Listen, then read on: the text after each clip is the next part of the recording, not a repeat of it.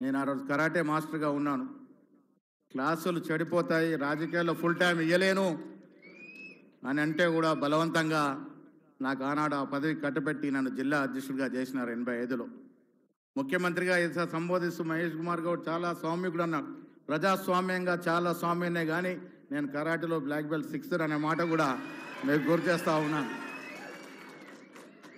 So రాజకీయాల్లో మొన్న కౌశిక్ రెడ్డి విషయం వచ్చినప్పుడు నేను మాట్లాడాను. ప్రజాస్వామ్యంలో ఉన్న మనకి భాష చాలా అవసరం, మంచి భాష మాట్లాడడం. మొన్న కౌశిక్ రెడ్డి వాడిన భాష వల్లే గాంధీ అనుచరులు రెచ్చిపోయినట్టు సందర్భం. మనం మర్యాదగా మాట్లాడుకుంటే మర్యాద కూడా విమర్శించుకోవచ్చు. నేను ఒకనాడు రోషయ్య గారి స్పీచ్ విన్నాను, చంద్రబాబు గారి మీద మాట్లాడుతూ. ఆ భాషలో తిట్టని తిట్టుంది కానీ ఒక్కటి కూడా తిట్టనిపించదు మనకి. తిట్టని తిట్టంటూ లేదు ఆ స్పీచ్లో, కానీ ఒకటి కూడా తప్పుపట్టి తిట్టు అనడానికి లేదు. అంత జాగ్రత్తగా మాట్లాడిన సందర్భం.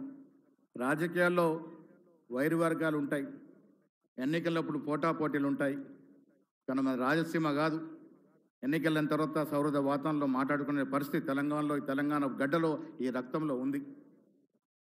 భాష అనేది 2014 తర్వాత, ముఖ్యంగా కేసీఆర్ గారు ముఖ్యమైన తర్వాత చెడిపోయింది.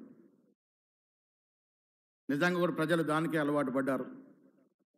పిసిసి అధ్యక్షుడిగా రేవంత్ రెడ్డి ఉన్నప్పుడు మనం కొంత సౌమ్యంగా ఉంటే బాగుంటుందేమన్నప్పుడు, లేదన్నా దెబ్బకు దెబ్బ మాట్లాడాలంటే అదే భాష మాట్లాడాలి అనేటువంటి మాట రేవంత్ రెడ్డి గారు ఆ భాష ఎంచుకున్నారు. కాబట్టే ఇవాళ ధీటుకు ధీటుగా జవాబు చెప్పగలిగినాం, మనం అధికారంలోకి రాగలిగినాం. కేసీఆర్ గారికి సోనియా గాంధీ గారు అవకాశం ఇచ్చినారు. తెలంగాణ సోనియా గాంధీ గారు లేకుండా తెలంగాణ వచ్చేదే కాదు, కేసీఆర్ గారు ముఖ్యమంత్రి అయ్యేదే కాదు. కాంగ్రెస్ పార్టీలో ఉన్నటువంటి మహత్వం ఆనాడు తెలంగాణ ప్రజల యొక్క ఆకాంక్షలు గుర్తించి సోనియా గాంధీ గారు తెలంగాణ ఇచ్చినారు. ఇవాళ కార్యకర్తగా నేను 40 ఏళ్ల జీవితంలో ఎన్నో అడుగుదొడుగులు. ఎన్నేళ్ళకి సోనియా గాంధీ గారు, మల్లికార్జున్ ఖర్గే గారు, రాహుల్ గాంధీ గారు, ప్రియాంక గాంధీ గారు, కేసీ వేణుగోపాల్ గారు నన్ను అధ్యక్షుడు చేసినారంటే కార్యకర్త.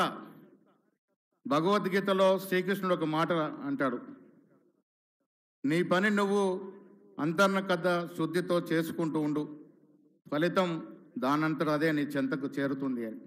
నిజంగా కూడా నేనెప్పుడు పీసీ అధ్యక్షుడు అవుతాను అనుకోలేదు.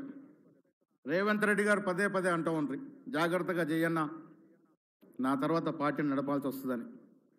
నేను ఊరికే అంటా ఉన్నారులే అనుకునేవాడిని.